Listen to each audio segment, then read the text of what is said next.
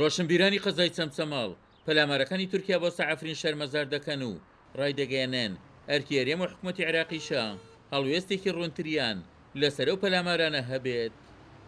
ئەرکی ئێمەیە لە ئێستادا بە توندی ئیدانە و شەرمەزاری لەشکرکێشەکانی سوپای تورکیا بکەین.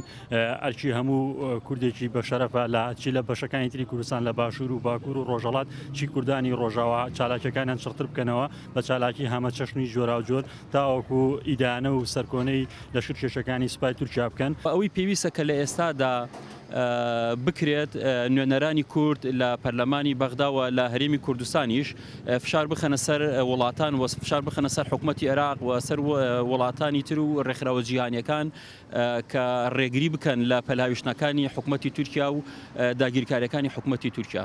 پسپۆڕێکی یاسای نێودەوڵەتیش پێی وایە پەلامارەکانی تورکیا بۆ سەعەفرین نیشانەیەوەیە ئەو مافانەی لە زاڕی گەردوونی مافەکانی مرۆڤدانراون کوردیان لێوە دەرنراوە. وڵاتان بێدەنگن لە بەرامبەر ئەم تاوانەی کە لە ئافریندا ڕوودەدات چونکە پێمان دەڵێن ئەو بانگەوازی ئازاد و دیموکراسی کە لەسەر ئاستی وڵاتان هەیە تەنها بۆ مرۆڤەکانی خۆیانە. جارنامەی جیهانی مافەکانی مرۆڤ تەنها بۆ مرۆڤەکانی خۆیانە. هێشتا کورد نەگەشتوتە ئەو ئاستەی کە بەرژەوەندیەکانی بگاتە ئاستی پێداویستیەکانی وڵاتە زلهێزەکان کە لە بەرامبەر بەرژەوەندەکانی خۆیانە دیفاع لە کورد و گەل و خاکەکەی بکەن. ئەمانە وا دەکات کە پێمان بڵێت ئێمە هێشتا کورد لەسەر ئاستی نێودەوڵەتی بە میساقی نەتەوە یەکگرتوەکانیشەوە هەموو ڕێکەوتن نامە نێودەوڵەتیەکان کۆمەڵە کەلێنێکی وای تێدایە کە هیچی لە بەرژەوەندی گەلی کورد نییە.